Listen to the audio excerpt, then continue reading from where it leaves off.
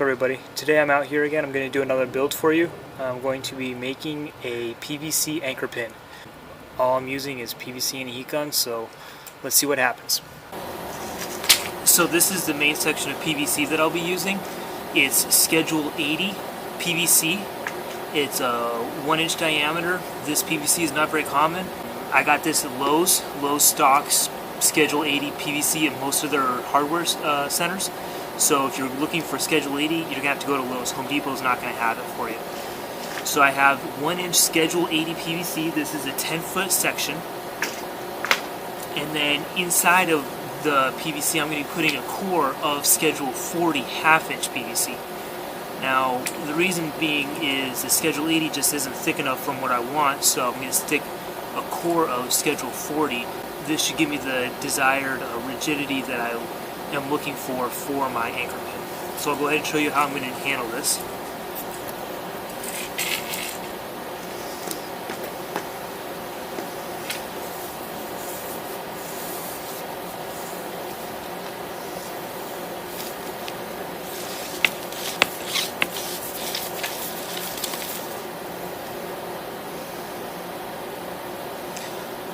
Voila! This is what I'm saying when I'm using a core of PVC. So this is literally PVC inside of PVC. I'm not doing anything else for it right now. The next step for this is to heat the end of this up. What I'm going to be doing is I'm actually going to be heating this PVC up to its softening point. I'm going to actually flatten the tip of this PVC so that I will have a point on this anchor pin to be able to drive it into the sand easily. So the key with using a heat gun is to go low and slow, to not burn the PVC or not singe it. Just slowly and gradually just heat it up consistently and evenly around the entire circumference of the PVC. So not to get one specific point that's really soft, but to have the whole side of the PVC to be soft at the point I'm trying to make the bend at. So I'm going to go ahead and put the camera down. I'm going to start heating it up. Always make sure you're wearing gloves when you're using a heat gun, as it will be getting very hot.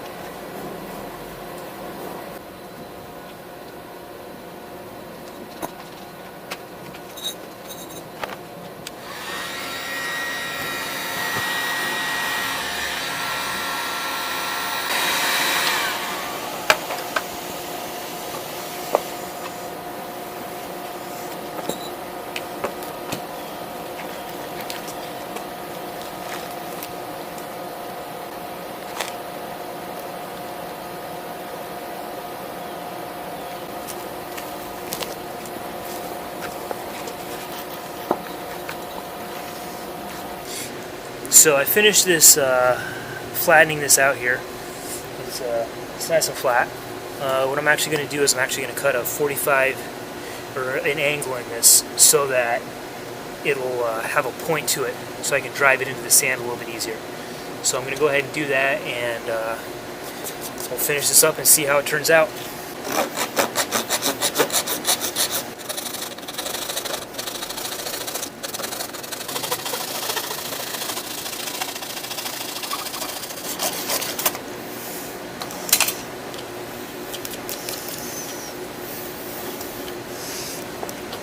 Alright.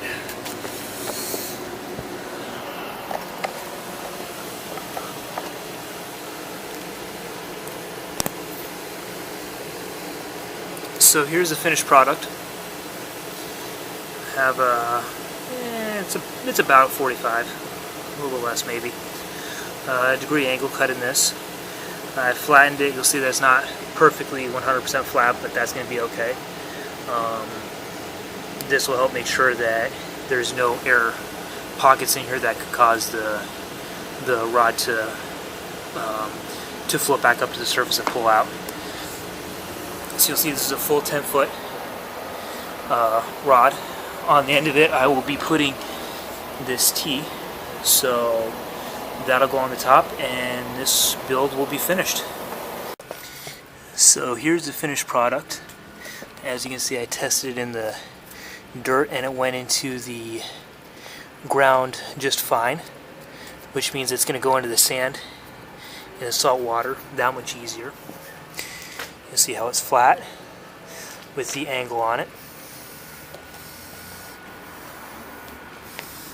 All the way down to a T where I can put a string through to tie on, and I'll also put a float on this so that I can drop it off and disconnect if I hook into a large fish. So I guess this will be the end of this build video. I'll put a list of my supplies in the information section below, and yeah, we'll see when I get back out next. I will go ahead and test this, and we'll see what it's like in the salt water. But all in all, this looks like a very good, cheap alternative to an anchor pin that, if you bought online, would be very, very expensive. If you have any other ideas for me of things you think I should build for a kayak, leave me a comment below, and I will see what I can do to build it. As always, leave a comment below to say hey, and please subscribe, and please share this and all my other videos with your friends. Thanks for watching, and I hope you enjoyed.